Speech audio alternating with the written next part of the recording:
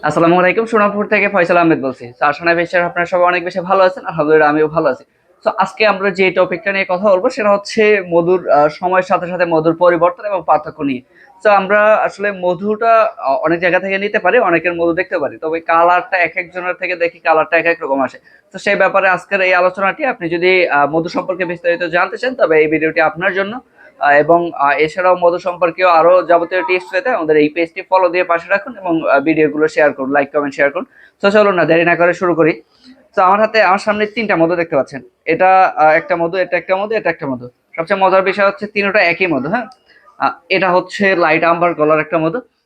এটা এটা সুন্দরবনের খলিশা ফুলের মধু। এটা হচ্ছে ডিপ লাল কালারের একটা মধু। আই থিঙ্ক আপনারা সুন্দরভাবে বুঝতে পারতেছেন ভিডিওতে, তারপরেও না বুঝতে পারলে জন্য আন্তরিকভাবে দুঃখিত, হয়তো লাইটের অপর্যাপ্ততার কারণে আপনারা ঠিক বুঝতে পারতেছেন না। তবে এটা হচ্ছে লাল কালারের মধু, সুন্দরবনের খলিশা ফুলের মধু এটা। আহ, এটা দেখেন, এটা দেখে যে কেউ বলবে যে এটা ভাই কালোজিরা ফুলের মধু, আপনি মিথ্যা বলতেছেন। তবে না, এটাও সুন্দরবনের খলিশা ফুলের মধু। তো আসলে এই পার্থক্যটা কেন আসলে বলি। দেখেন, মধু হচ্ছে তার একটা প্রধান এবং অন্যতম বৈশিষ্ট্য হচ্ছে সময়ের সাথে সাথে পরিবর্তন হবে। তো এটা যেটা দেখতে পাচ্ছেন লাইট আম্বার কালার সুন্দরবনের খলিশা ফুলের মধু, এটা হচ্ছে এবছরের সদ্য হারভেস্ট করা সুন্দরবনের খলিশা ফুলের মধু।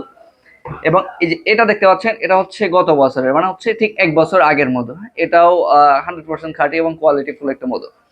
আর এই যে এটা দেখতে পাচ্ছেন, এটাও 100% খাঁটি এবং 100% কোয়ালিটি ফুল, কালোজিরা ফুলের মধু নয়, এটাও সুন্দরবনের খলিশা ফুলের মধু। সেই তিনটা মধুর তিনটা কালার হওয়ার একমাত্র কারণ হচ্ছে যে এর মধু তিনটার বয়সের ব্যবধান বা সময়ের পার্থক্য। তো সময়ের সাথে সাথে মধুর কালার যেমন পরিবর্তন হবে, এর স্বাদ, ফ্লেভার সবকিছু পরিবর্তন হবে, কিন্তু গুণগত মান কিন্তু প্রায় সেমই থেকে যায়। তো এই জন্য কালার দেখে বিচলিত হওয়ার কোনো দরকার নেই।